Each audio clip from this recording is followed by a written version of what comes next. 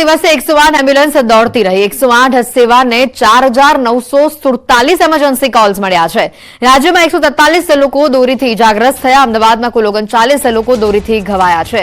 Ahmedabad civil હોસ્પિટલમાં દોરીથી ઇજા પહોંચેલા 38 લોકો સારવાર માટે આવ્યા હોવાની માહિતી સામે આવી છે।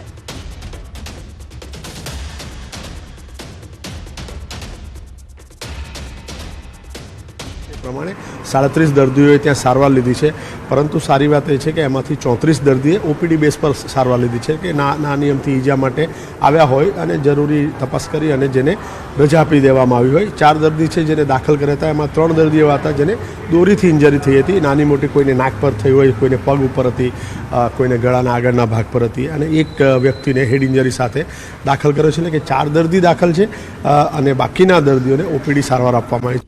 વાસી ઉત્તરાયણની ઉજવણી સામે આવી રહી છે। ખાડિયા વિસ્તારમાં લોકોએ પતંગો પતંગ ચગાવી રહ્યા છે। પવન પણ વહેલી સવારથી સારો ફૂંકાઈ રહ્યો છે અને લોકો પતંગ ચગાવવાની મજા માણી રહ્યા છે। આજે વાસી ઉત્તરાયણનો દિવસ છે અને પતંગ રસિયાઓ વહેલી સવારથી જ ધાબે ચડી ગયા છે અને ધાબા પરથી કાય પૂછોની બૂમો પણ સંભળાઈ રહી છે। વાસી ઉત્તરાયણની ઉજવણી સામે આવી રહી છે। ખાડિયા વિસ્તારમાં લોકોએ પતંગ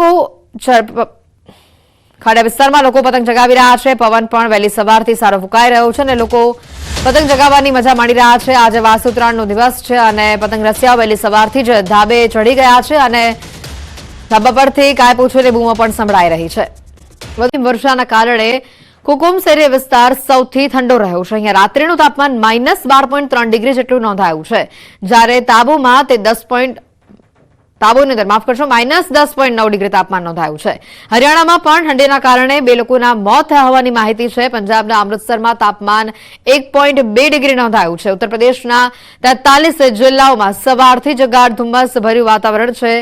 સહારનપુરમાં વિઝિબિલિટી 0 પર પહોંચી છે। ઠંડીના કારણે ગાઝિયાબાદમાં ધોરણ 8 સુધીના બાળકોને 18 જાન્યુઆરી સુધીની રજા આપી દેવામાં આવી છે। આજે કેટલાક જિલ્લાઓમાં કરા પડવાનું પણ એલર્ટ છે।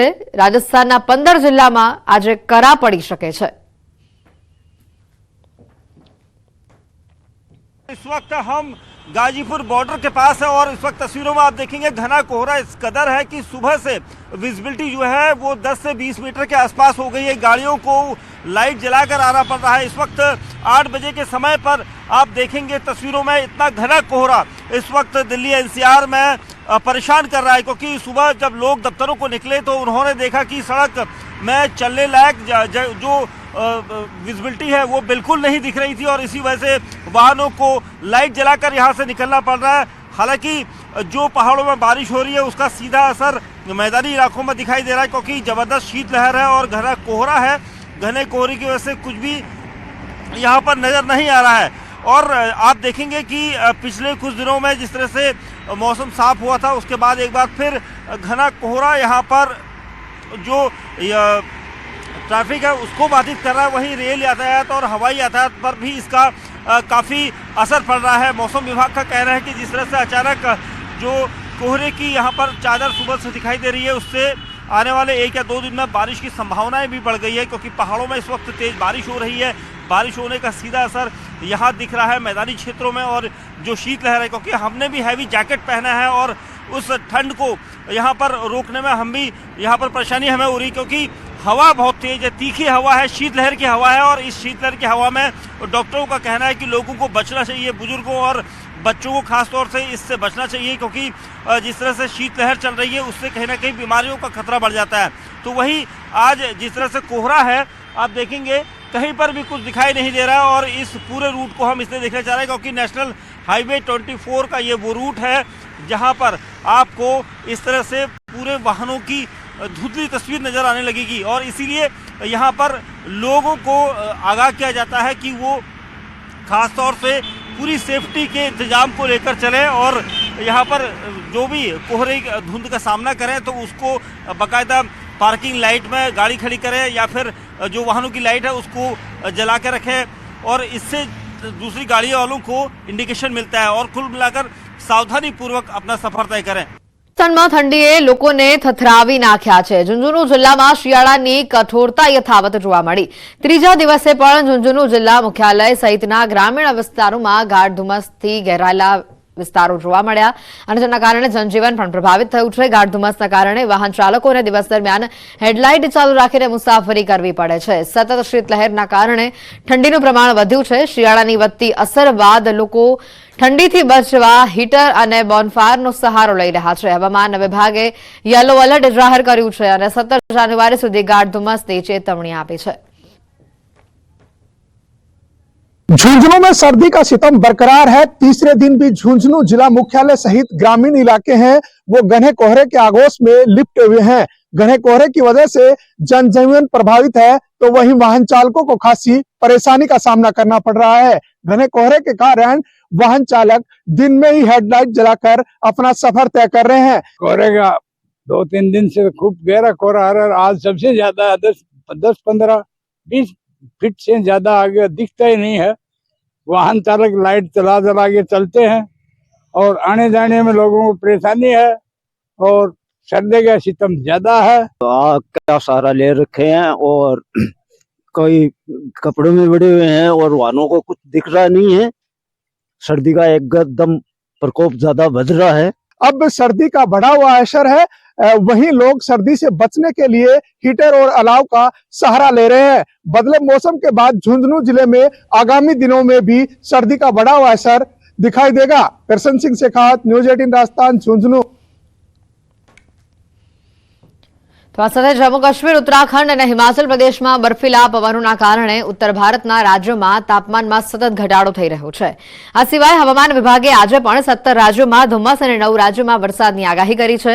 હિમાચલમાં વેસ્ટર્ન ડિસ્ટર્બન્સથી ઠંડી વધવાની છે. આગામી 24 કલાક ઠંડીનું જોર વધશે. તાપમાનમાં 2 થી 3 ડિગ્રીનો ઘટાડો જોવા મળશે. આજે પણ પવન સારો રહે તેવી શક્યતા વ્યક્ત કરાઈ છે.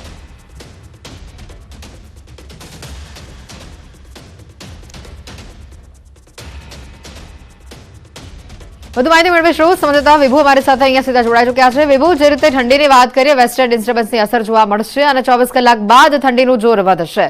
વધુ અપડેટ શું?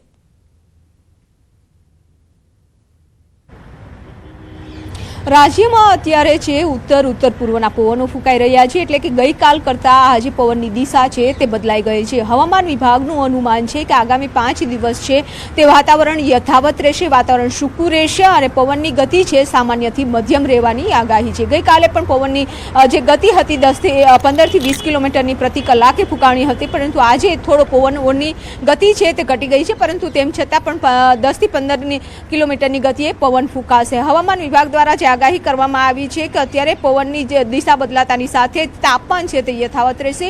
રાજ્યમાં સૌથી ઠંડુ શહેર છે તે નલિયા નોંધાયું છે. નલિયામાં 6.8 ડિગ્રીએ તાપમાન પહોંચી ગયું છે, એટલે કે જે રીતે તાપમાન ઘટી રહ્યું હતું અને તેના કારણે ઠંડીનો અહેસાસ છે તે લોકો કરી રહ્યા છે. હજુ પણ આગામી 2 થી 3 દિવસ છે ઠંડીનું પ્રમાણ છે તે યથાવત રહેશે. બિલકુલ, આજે અમદાવાદનું તાપમાન કેટલું નોંધાયું છે અને હજી જે 2 થી 3 ડિગ્રી તાપમાન ઘટવાની શક્યતા વ્યક્ત કરવામાં આવી રહી છે, એટલે તાપમાન ક્યાં સુધી અમદાવાદનું જઈ શકે છે? એટલે જે રીતે અત્યારે જે પવનની દિશા છે, એટલે કે પવનની દિશા ખૂબ જ મહત્વની હોય છે. ગઈકાલે છે પૂર્વના પવનો ફૂંકાણા હતા, જ્યારે આજે ઉત્તર પૂર્વના પવનો ફૂંકાઈ રહ્યા છે, એટલે કે પવનની દિશા બદલાઈ ગઈ છે અને તેના કારણે તાપમાન છે તે હવે યથાવત રહેશે. જે તાપમાન 2 થી 3 ડિગ્રી છે ગઈકાલે જ ઘટી ગયું હતું અને તેના કારણે વહેલી સવારે પવનની ગતિ પણ તેજ હતી અને ઠંડી પણ બપોર સુધી ખૂબ જ અહેસાસ થતો હતો, પરંતુ આજે છે સામાન્ય ઠંડી રહેશે અને પવન પણ સામાન્યથી મધ્યમ રહેશે. આભાર વિભુ માહિતી બદલ. તો જે રીતે અમદાવાદનું તાપમાન પણ ધીમે ધીમે ઘગડી રહ્યું છે, આવનારા 24 કલાક બાદ તાપમાનમાં વધુ ઘટાડો જોવા મળશે. 2 થી 3 ડિગ્રી તાપમાનમાં ઘટાડો જોવા મળી શકે છે.